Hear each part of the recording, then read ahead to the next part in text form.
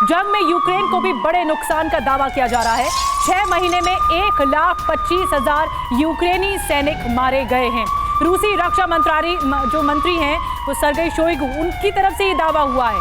पश्चिम के 16,000 से ज्यादा हथियार भी खत्म किए गए हैं, ये रूस कह रहा है।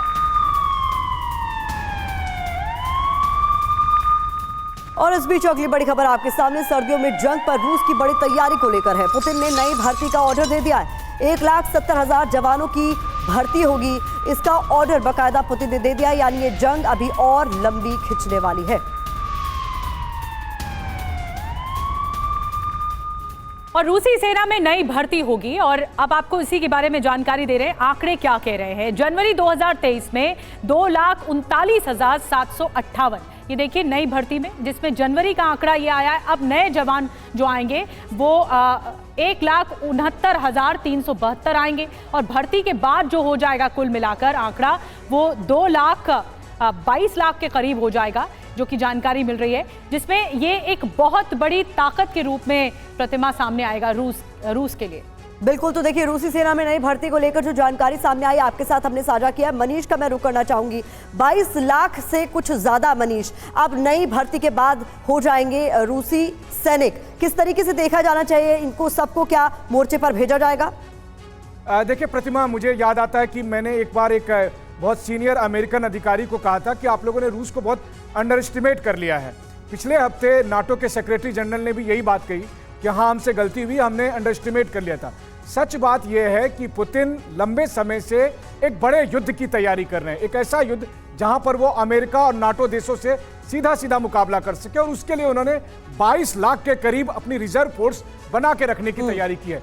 अब सोचिए, इतनी बड़ी संख्या में सैनिक होंगे, तमाम परमाणु तैयारी होगी, तमाम जो हथियारों का उत्पादन है, तमाम जो पश्चिमी देशों की मीडिया है वो भी ये बात मान रही है कि पूरा नाटो देश मिलकर जितना हथियार बना रहा है उससे ज्यादा अकेला रूस बना रहा है। तो ये उनकी तैयारी है। तो आप समझ ही सकते हैं कि आने वाला समय बिल्कुल किस तरीके का होगा। रूस बनाम बड़ी बात आप कह रहे हैं मनीष। उस बीच रूस के विदेश मंत्री सर्गेई लावरोव का भी बड़ा बयान सामने आ गया है। बता दें, यूक्रेन युद्ध का कोई राजनीतिक समाधान नहीं होने वाला है, ये बड़ी बात उनकी तरफ से कह दी गई है। यूक्रेन सरकार विवाद का समाधान चाहती ही नहीं है, ये विदेश मंत्री रूस के कह रहे हैं। तो ये इस वक्त की बड़ी खबर आपके सामने, जिसमें साफ तौर पर कह दिया गया है कि जंग का कोई भी राजनीतिक समाधान नहीं होगा, क्योंकि यूक्रेन की सरकार इसको लेकर सीरियस नहीं है, वो कोई सोल्यूशन या समाधान नहीं चाहती है। तो ये एक बड़ी खबर आपके सामने रखी हमने। इस बीच अगली बड़ी खबर, जहां रूस को यूक्रेन की ओर से बड़ा झटका मिला है। रूस के अंदर रेलवे लाइन उड़ाने का दावा किया जा रहा है। रूस चीन रेल लाइन पर हमले का दावा किया जा रहा है। यूक्रेनी अफसर का दावा, टनल के अंदर धमाके किए गए जिससे इस रेलवे लाइन को उड़ा दिया गया है, इसको बड़े स्तर पर नुकसान भी पहुंचा।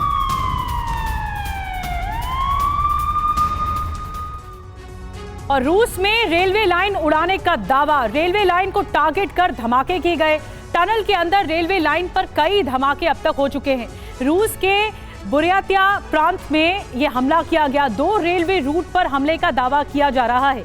यूक्रेन से 5,000 किलोमीटर दूर यह हमला किया गया। रूस चीन को जोड़ने वाली लाइन पर यह अटैक हुआ है। इस रेलवे रूट से सैन्य सप्लाई होती है, सप्लाई चेन है यहाँ पर। यूक्रेनी अफसर का बड़ी कामयाबी का दावा सामने आया है।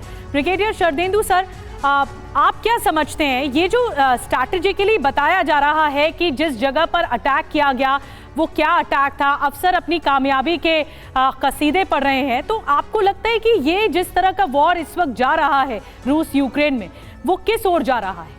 देखिए, यूक्रेन ने अगर ये हमला किया और सच में उसके स्पेशल फोर्सेस के लोगों ने किया है तो ये एक कामयाबी है। इस तरीके का सैबोटाज किया है। देखिए, पूरी जो रेलवे लाइन उड़ा दी है, तो एक तरीके से बाधा तो उसने क्रिएट कर दिया और ये दिखा रहा है कि यूक्रेन किस तरीके से सोच रहा है। देखिए, मिलिट्री ऑपरेशन में तो बहुत सक्सेस नहीं मिल पा रहा है और जो लड़ाई है ये 4 स्टेट जो रशिया ने कैप्चर किए उसी के इर्द गिर्द घूमती है। इससे रशिया पे बहुत फर्क नहीं पड़ रहा। अब रशिया पे फर्क पड़ेगा जब उसके हिंटरलैंड में जाके इस तरीके के ऑपरेशन होंगे, इस तरीके की रेलवे लाइन उड़ाई जाएंगे, एमिशन डंप उड़ाए जाएंगे और स्पेशल ऑपरेशन के तहत इसको अंजाम दिया जाएगा, तब रशिया रिएक्ट कर सकता है। यही आज की डेट में यूक्रेन की कैपेबिलिटी है।